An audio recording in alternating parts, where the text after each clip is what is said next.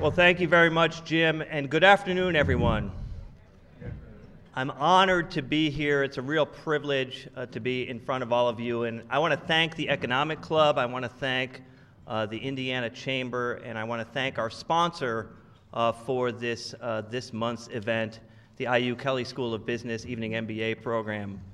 I have the privilege of leading a national organization that is based here in Indianapolis, and therefore I've attended several of these luncheons over the past few years. Personally, I've learned a lot about issues and ideas that have helped me be more effective in my work, and so it's a wonderful opportunity for me to be here on the other side of the lectern. Today I'm here to talk about what could quite possibly be the most important economic growth issue of our time: the critical connection between college success and economic prosperity, or between my line of work and your bottom line. That connection is direct, it's real, and it's more important than ever before. And perhaps more than any other time in our nation's history, that connection needs to be tightened from both directions. It's probably worth starting with a brief description of what Lumina Foundation is doing to help strengthen that connection between educational degrees and economic development. As I noted earlier, we're based here in Indianapolis, and we've done our best in our 10-year history to be an engaged local partner and a good corporate citizen. Still, I want to briefly remind you of what it is we do, and especially to explain why we do what we do. Now, Lumina is a national foundation with assets of about $1 billion.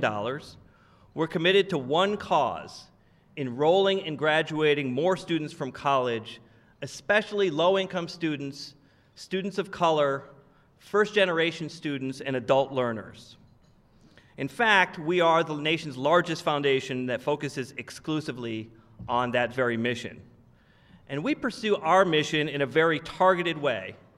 All of our energies and all of our resources are focused on achieving that one ambitious, specific goal that Jim mentioned, what we call Goal 2025, or simply the big goal.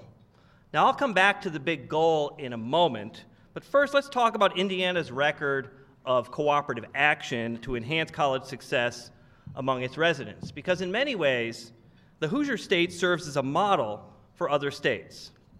For example, there's the 21st Century Scholars Program to aid low-income students. There's also the entrepreneurial spirit that's taken hold in just a short period of time by our colleagues at Ivy Tech Community College. There's the strong commitment to educational excellence embodied in the Reaching Higher initiative of the Indiana Commission on Higher Education. And there's the recent launch of Western Governors University, Indiana, a nonprofit online institution geared toward adult learners in high-demand fields. Each of these important and innovative efforts has produced impressive results. As just one example, think about the fact that in 1986, less than 39% of Indiana's youth went directly to college from high school. Today, 63% do.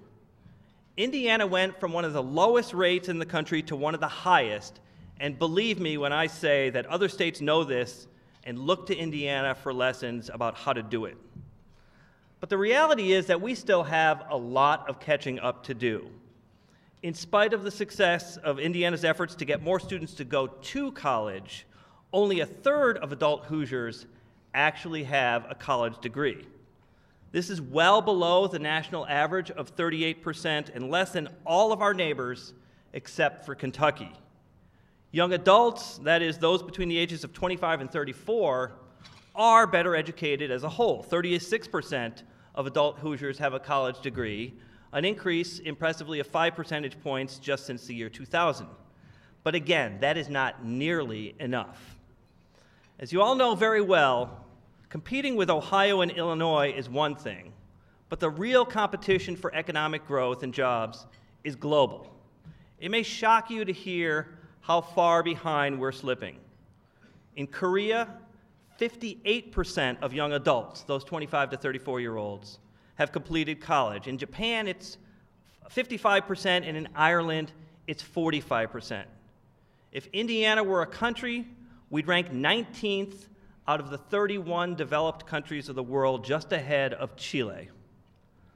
So this brings us back to Lumina's big goal, and I'll restate it here. By the year 2025, we want 60% of Americans to hold high-quality college degrees and credentials. And as Jim mentioned, today the national degree attainment rate is hovering just below 40%. Here in Indiana, I mentioned the attainment rate among working-age Hoosiers is even lower, that 33% rate.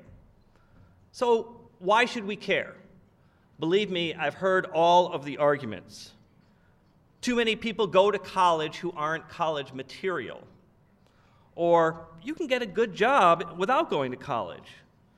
Or people are graduating from college now with thousands of dollars in debt and they can't get a job.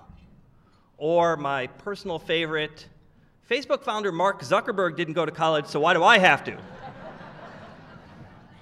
So all of this sounds deceivingly convincing, but the facts tell a dramatically different story. These facts show clearly that increasing higher education attainment is essential to the nation. Why? Because without college-level learning, workers simply won't have the knowledge and skills that they need to succeed in today's global economy. The Georgetown University Center on Education and the Workforce has estimated that by the year 2018, 63% of all of the nation's jobs will require some form of education beyond high school. That's a huge increase since the mid-1970s, when less than 30% of jobs required any education beyond the high school level. Here in Indiana, 55% of jobs will require that post-secondary education by 2018. Between now and 2018, Indiana will need to fill about 930,000 vacancies resulting from job creation, worker retirement, and other factors. Of those expected vacancies, then, that 55%, more than 500,000 Hoosier jobs, will require post-secondary credentials. Let's look at the Indiana picture in a different way. Data from the Georgetown Center show just how important post-secondary education can be to those Hoosier job seekers. On average, in industries that are growing the fastest, industries such as healthcare and various service industries, about 7 in 10 workers have at least some college. On the other side of the ledger, the industries that are declining in terms of their relative share of jobs, only 4 in 10 workers have attended college. So the message is clear. In the coming years and decades, fewer and fewer jobs will be available to those who lack post-secondary education. But even this, I think, doesn't tell the whole story. The seismic shift that's underway is not a shift from low-skill occupations to high-skill occupations. It's that almost all jobs, in fact, are becoming higher-skill jobs. Even in some of the so-called declining industries, the need for college-educated workers is becoming acute as jobs become more complex. Take manufacturing, for instance. In a recent interview, Tim Salso, the CEO of Cummins, cited a growing lack of skilled workers. He said that when it comes to education for advanced manufacturing positions, and I quote, "What we're doing right now isn't working." The shift toward advanced manufacturing is increasing the demand for higher skill levels and a better educated workforce. A study conducted late last year predicted a significant shortage of qualified manufacturing workers in Northwest Indiana. The study estimates that by 2016, there will be 490,000 job openings in the region for middle skill workers, those with more than a high school diploma but less than a 4-year degree. As I'm sure you've heard, Carbon Motors has announced that the minimum qualifications for its assembly line will be an associate degree. Now, how many of you saw the TV and the newspaper coverage of this announcement? At first, it focused on unemployed auto workers saying things like, you know, that's ridiculous. I've worked in the plant for 25 years, and I know how to build cars. Later, though, the coverage shifted to workers asking questions like, where can I get the education and training that I need to qualify for one of those jobs? That's a huge shift, and it mirrors what's happening throughout the economy. Now, employers in Indiana and all over the nation are making it clear, then, that they need more highly skilled workers. And the workers who have those skills are the ones who tend to keep their jobs when the times get tough. Here in Indiana, while overall unemployment rates are hovering between 9 and 10%, less than 5% of college graduates in the state overall are unemployed. It's become clear not just to economists, but to millions of Americans that completing some form of higher education is the best unemployment insurance you can find. Now, a college degree is a prerequisite.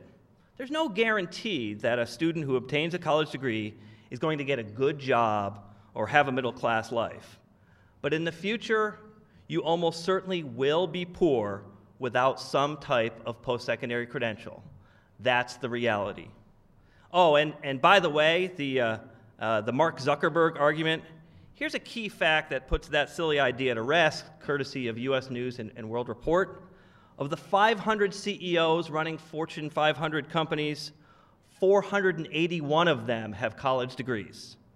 So 96% have taken the smart path to personal and professional success.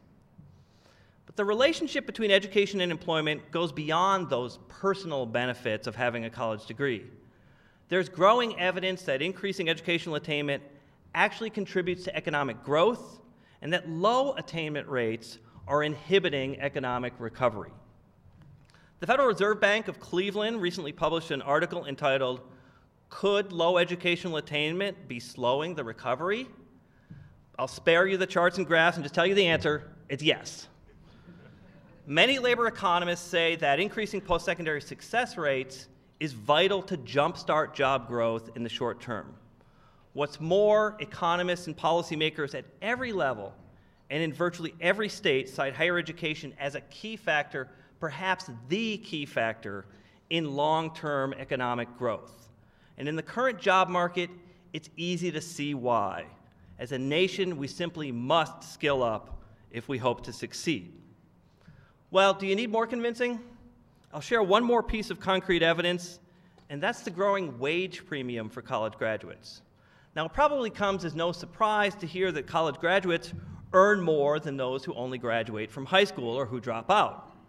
What is surprising to hear is that the wage premium for college graduates at both the associate and the bachelor's degree level is growing. Even in countries where the supply of college graduates is increasing very rapidly, countries like Korea, the gap in wages between college graduates and non-graduates is still widening. Now, I'm not an economist, but the explanation for this fact is as simple as the law of supply and demand. The growing wage premiums for college graduates is clear evidence that labor markets are undersupplied with college graduates. And the consequence of this fact is really quite simple. It's depressed economic growth. Here's an even more compelling truth. Increasing college attainment isn't just a way to inoculate individuals against the contagion of job loss. It's actually a proven means to stimulate job creation. Economists tell us that much of the nation's economic growth over the last half century can be attributable to two factors: technology and increasing educational attainment. Why are these two things so important? It's because they increase productivity, and productivity growth is the engine that drives all advanced economies. When employers are given a more highly educated workforce, they've actually been shown to organize the work in more efficient and more productive ways. They've learned through experience that hiring better educated workers increases productivity and enhances workplace creativity. This, in turn, fuels the innovation that leads to new products and services, new markets, and new jobs to serve those markets. The key to business success, indeed, I think the key to the nation's long-term economic success, is a 21st century labor force, one with adaptable workers who possess high-level skills and relevant knowledge. As you all well know, those skills, that type of knowledge, can only be offered in well-designed and rigorous post-secondary education programs. And that's why that big goal is all about ensuring that many more students enroll in and complete such programs. In short, It's all about the learning. Of course, the aim is not to push these growing numbers of students through college. Rather, the goal is to help all of them achieve high-quality college degrees and credentials, those that have currency and relevance in the 21st century workforce. Again, the focus must be on tightening that connection between college success and economic success. And as I said at the outset of my remarks, that connection needs to be tightened from both sides. Put a bit more bluntly, what that really means is that both sides must change. On one side, higher education institutions and officials must do a better job of listening and responding to the needs of employers.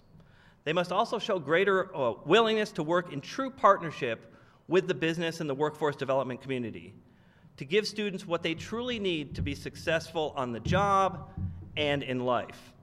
And they need to eliminate the false distinctions between what many tend to revere as education and what they often merely deride as training. It's well past time for a full realization that all skills are workforce relevant and that all are constantly evolving. The work we're doing at Lumina, and really all that I've learned in more than 2 decades of my work in the higher education arena, convinces me that fundamental changes are needed. Despite its many strengths that admittedly has served us quite well over the last few decades, the current system simply cannot get us to where we need to be in the 21st century. In short, we need a more productive higher education system, one that enables institutions to meet each student where he or she is and provide the support each student needs to succeed. We need a system that ensures quality by fostering genuine learning, not merely program completion. A system that truly prepares students for work and for life in an increasingly global society. Such a system should allow students to accumulate credits from different institutions over several years to earn a degree, minimizing waste and duplicative learning. That system should also acknowledge and credit prior learning, skills developed through work or military service, and which often reflect a student's abilities even better than earning some classroom credits. At Lumina, we believe strongly that higher education needs to be far more focused on the needs of students and less on the needs of the higher education institutions. And it's critically important that we focus on today's students, the ever-growing number of low-income, first-generation, minority, and adult students who we call 21st century students, the people who constitute the real world on college campuses these days. In short, higher education must be more student-centered, or to maybe put it in terms that resonate a bit more eloquently with an economic club audience, it must be more customer-focused. By better serving its main customers, students, the post-secondary system will also meet the needs of employers, not to mention the ultimate customer base, which is American society itself. Now, enlightened members of the higher education community already know all of this, of course. They're very much aware that change is needed, and they're working to bring about those changes. I've already mentioned some examples of change that are playing out right here in Indiana. Here are 2 others that I think are worthy of note. One is the Accelerated Associate Degree program underway at Ivy Tech. This initiative is aimed at young, at-risk students who would likely be overlooked in the current post-secondary system. Through a comprehensive program that includes financial and academic support, early assessment of college readiness, summer remediation, and full-time study in block-scheduled classes, Ivy Tech is working to put hundreds of deserving students on the fast track to college success. In effect, going to college becomes their full-time job, and students do it on a predictable schedule that allows for family and other obligations. Even more important, we feel that this program can act as a living lab for more of these types of accelerated degree programs. It can teach us important lessons that can help us to fast-track this concept and spread it throughout the state and across the nation. In fact, the U.S. Department of Labor has taken note of this and other promising accelerated degree efforts around the country. The department recently announced its intention to encourage more of them as a component of a new $2 billion program aimed at community colleges and career training. Now, the second effort, the Adult College Completion Project, is a 4-year initiative that just got underway last November. This joint project between Indiana University and Ivy Tech targets a different and growing segment of the 21st century student population, adults who've earned some college credit but lack a degree. More than 37 million Americans fit that description, 730,000 of them right here in Indiana, representing 22% of the state's adult population. Now, some of you might be asking, did I hear that right? So let me repeat it again. Today, right here in Indiana, there are more than 700,000 people between the ages of 25 and 64 who've gone to college but never completed any degree. Think about that for a moment. That's almost 1 in 4 adult Hoosiers. It's true that we need to do more to encourage young people in school to go to college and prepare them to be successful, and of course, we're doing a lot of important work on that. But these are millions of Americans who actually did go to college, but neither they nor the nation reap the benefits that a college diploma really offers. We wanted to understand why they left college, whether or not they wanted to finish, and if so, whether they could be brought back to finish and therefore succeed in what they started. So we did some research. And in short, we found out that these people left college for a lot of reasons, but surprisingly few were academic reasons. In fact, a lot of them are actually only a few hours short of graduation. In many cases, life just got in the way. You'd be amazed and I think saddened to know how many people never finished college because their car broke down and they couldn't afford to fix it, or because they couldn't find daycare for their kids, or because someone in their family got sick and they needed to go to work to pay the bills. We found out that if you contact these people, and it's frankly shocking how seldom that we actually do that, many of them are actually living with a sense of failure that almost haunts them. When you give them the chance, many desperately want to finish their degrees and will take that chance when it's offered. So we did a pilot project in Kentucky to target these students and to see whether we could make any progress. In less than a year, they brought about 1,000 people back to college, and in that same year, more than 300 of them graduated. That's right, in less than a year. So how much did it cost to find these people and re-enroll them? $48 each. Our data suggests that targeted returning adults could increase the number of college graduates in the country by 10%. Needless to say, we're excited, and we just committed several million dollars to projects around the country, including here in Indiana, to focus on this very important population. Now, these two programs and many others at other institutions in Indiana and throughout the nation that I don't have time to mention hold great promise because they seek to tap into a deep well of untapped potential. Their goal is to develop human capital that Indiana and the nation desperately need and simply can't afford to overlook. Yet these programs, however promising, cannot succeed in isolation. Collaboration and partnership are central to their design and absolutely central to their chances for success. And that brings me back to that other side of the higher education business connection. In effect, your side. Remember I said that both sides must change if we hope to reach the big goal of 60% degree attainment by 2025. Well, for the remainder of my time with you this afternoon, I want to focus on what you, as employers and as civic leaders, can do to advance this vital goal.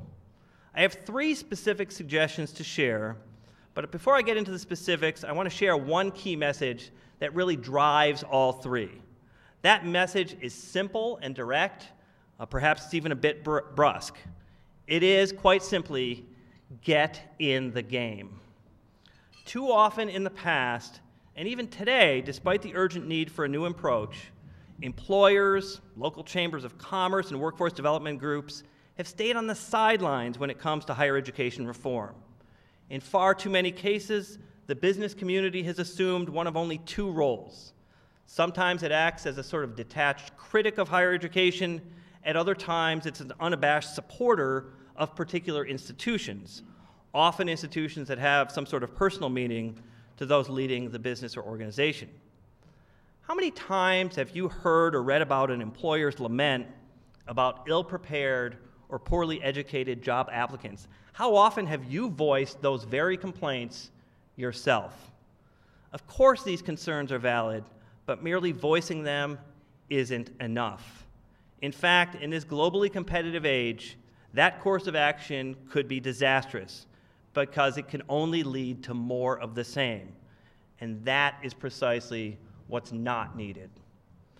No, what's needed now is for employers and business advocates to get off the sidelines, to actively and eagerly participate in the effort to increase college attainment.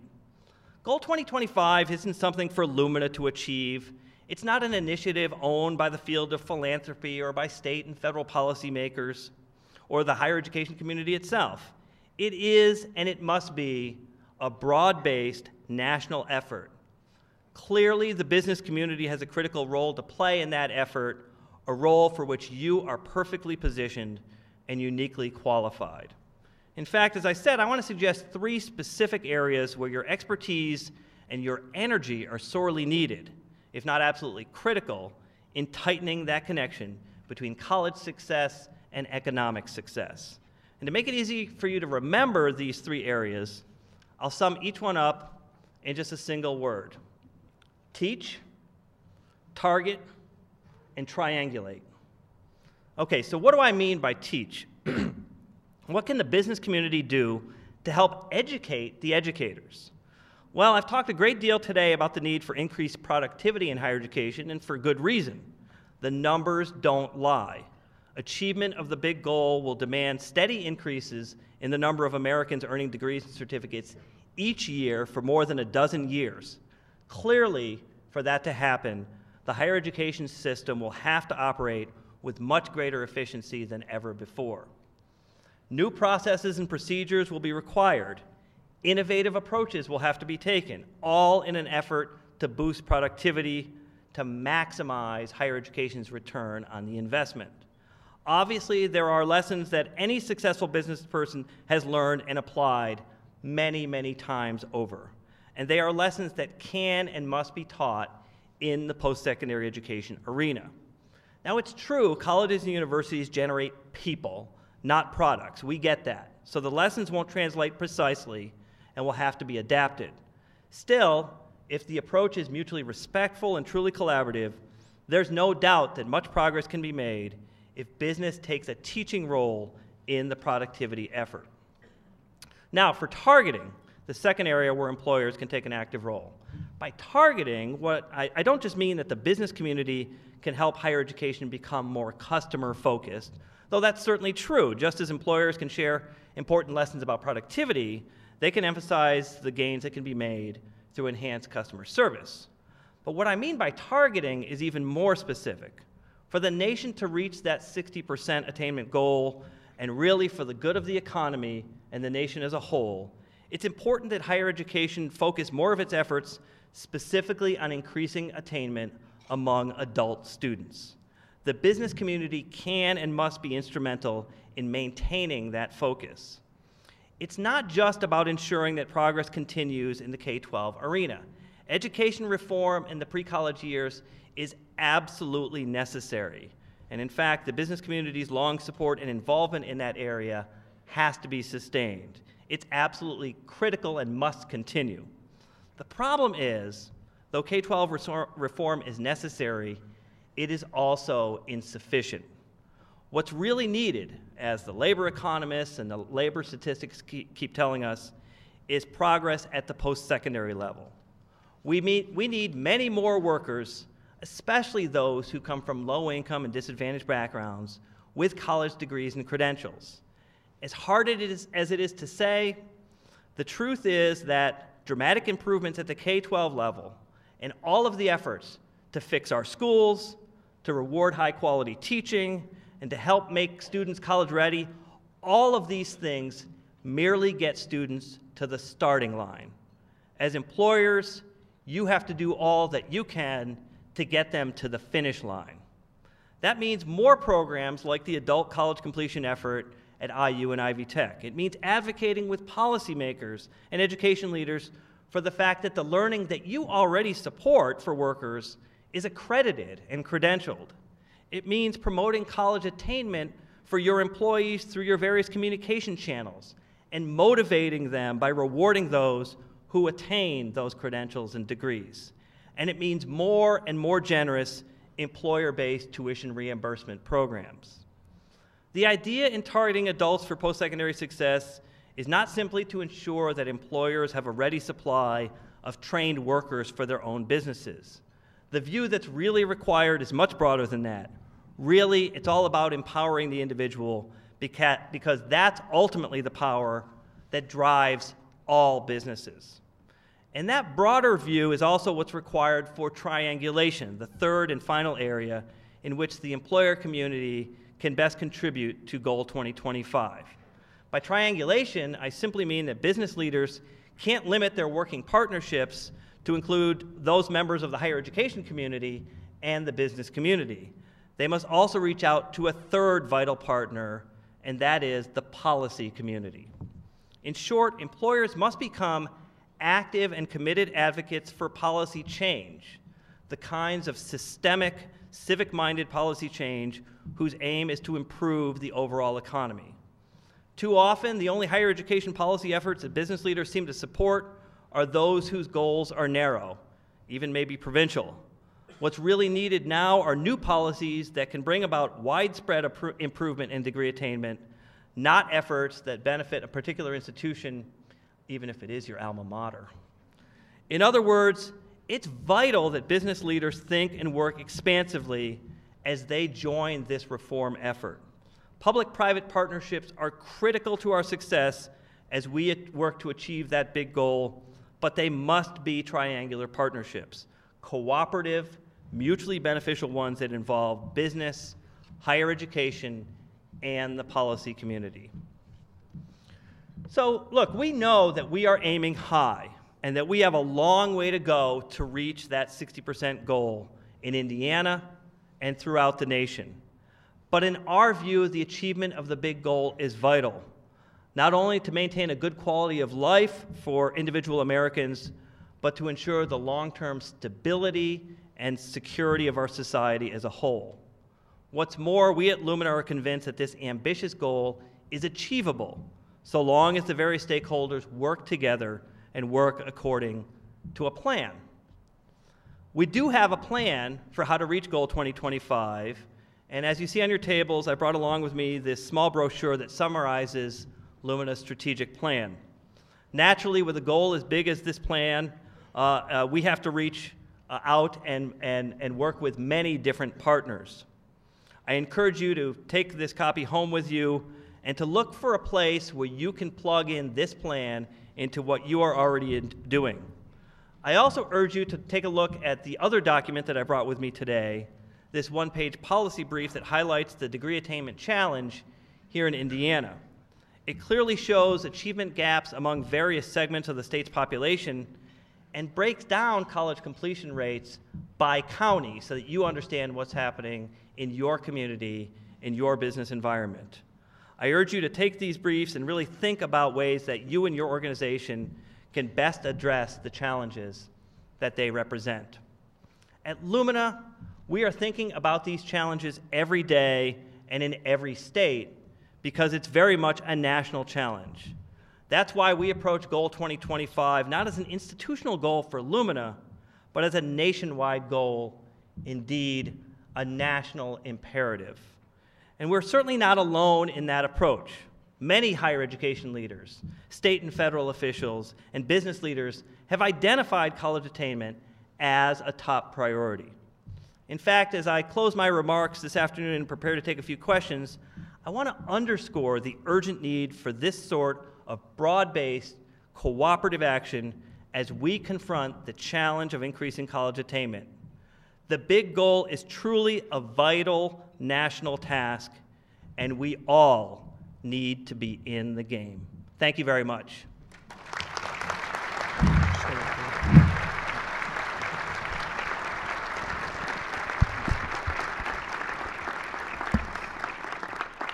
Jamie, if you do have questions, we have time for a few, and you could just send those on up to the table here. Let's begin with this question. Would you talk a bit about some of the economic barriers faced by individuals who might want to complete requirements for a degree, and what can be done about this? Well, we have a variety of economic barriers. Of course, the high price of college is one that everyone recognizes is a significant challenge. The pricing structure of higher education, in my opinion, does not need to be what it is because that's the way it's always been. I think we need to think hard about the partnership that comes from supporting higher education in this country and the relative roles of families, of governments, of the business community, and of us as a society towards contributing toward that price. At the same time, it's critical that we bring down the cost of higher education, that is, the cost side of the equation, by focusing on those productivity factors. Look, the reality is that whether or not we like it or not, there's little room for new money from government going forward in terms of higher education, at least not in the near future. In this context, it's therefore absolutely essential that we focus on maximizing the productivity of the resources we do have. Why? Because we need to demonstrate that we can increase our capacity to serve more students and generate the increasing investment that ultimately we're going to require to sustain that over a long period of time. So the price factor is a critical one. The productivity factor is a critical one. And I would argue that those are big economic barriers for students and their families. Thank you. Given the fact that intention and perhaps capacity for post-secondary education success is determined by 6th grade, what 2 or 3 must-have interventions is Lumina funding and or advocating? Yeah, thank you for that. Well, let me say first, Lumina Foundation's mission, quite specifically focused, is primarily at the level of post-secondary education. We acknowledge and are contributing in a variety of ways to the efforts to actually increase success at an early age. The important thing is to focus on the combined factors of the academic, the financial, and the social preparation for college at the earliest age possible. That is, to provide students and their families with opportunities to understand that preparing for college from kindergarten is not too early to do that. In fact, I gave a talk this morning at an elementary school in Washington Township on that very point, to talk to a group of parents and their children about the fact that the investment in education now is what leads to the success for your child, their ability to get into and through college. And Lumina's focusing on a variety of efforts in that area. We've been working with Learn More Indiana. We have the Know How to Go campaign and a variety of other efforts that target people at a younger age in order to help them be ready and be successful. There are many other of our partners and peers in the field that do this kind of work, and we're helping to contribute to their success as well. Thank you. Related to that, to what extent might Governor Daniels' K-12 education reform platform impact Lumina's 2025 goal? I knew I couldn't dodge a question about the governor's speech, could I? Look, the governor has put forward an ambitious, proactive agenda. I've been saying publicly the last few days that I think this state has the greatest capacity for significant educational reform of any state in the country, and I think the environment is ripe for dramatic change. What's needed is a thoughtful approach, and I think the governor's approach both proposes dramatic change and at the same time is an inclusive approach. I really appreciated the statements that he made in the speech about the importance of bipartisan support, about bringing all of the players along together, because the success of our children, the success of our workforce will require us to work together as a society. And here in Indiana, I think we have a proud tradition of being able to work together on the issues that matter most, and I think the governor's got an exciting and ambitious plan that will take us a long way towards getting us to those goals. In your 60% goal, do you include any credentials other than a 2 or a 4-year degree? So this gets into the sort of wonk discussion about how you get to 60%. And right now, our biggest problem is data. That is, mostly what we can count right now is degrees, associate degrees and above. So you've got this challenge of how do you count those things that are certificates, and in particular from Lumina's perspective, how do you ensure that all of those things, from the certificates through the PhDs, are high quality, learning outcome based, because the point of our higher education system should be to focus on the learner as the most important element of the system, and those learning outcomes, the ability to define what a degree or credential represents, is going to be terribly important. You probably saw the New York Times story a few days ago about challenges with sort of cheap, low-quality credentials. That is clearly something that we need to avoid as a society. What you've got to do is develop a framework, develop a system where you can actually define what a student should know and be able to do with a credential at any level beyond high school. By the way, Lumina is working on developing that right now, and we're releasing something on that point in just a few weeks. And we have a question here related to providing incentives to adults who may need only a few more credits to obtain a degree. You talked a bit about a program that, as I understood it, removed barriers. Yeah. Could you talk about it from the incentive standpoint as well? Yeah, I think there's really three things that we need to focus on in terms of the incentives. The first is motivation. That is getting to these adults and encouraging them that going back is worth it and that getting that credential is going to have real meaning. So part of what we've tried to invest in these efforts around the country is to target those adults, get to them, make contact with them, tell them how close they are to actually achieving that credential, and motivate them to succeed. The second thing that we have to do is help them negotiate their way through the system. Now, that is easier said than done. It is a complex system, and as our higher education system continues to advance, the levels of complexity continue to grow. So we've got to break down those barriers. The efforts like what I mentioned that Ivy Tech is piloting around accelerated programs represent one way to do that, which is to cut through the lengthy requirements, the ability to schedule classes at convenient times, the opportunities that students have to be able to concentrate their efforts, to treat the education like a job. That's critical. And then the third is to make sure that they have maximized the financial support that they're getting in order to be able to do this. The reality is a lot of these adults that we're talking about who've gone to college and have nothing to show for it, they tend to be lower income. Why? Because they never got the college degree. So it's a vicious cycle that we've got to help try to break by help them actually be successful, get back into the system, and get their credential. Jamie Merisotis, thank you very much for your very interesting and thought-provoking remarks. Thank you very much.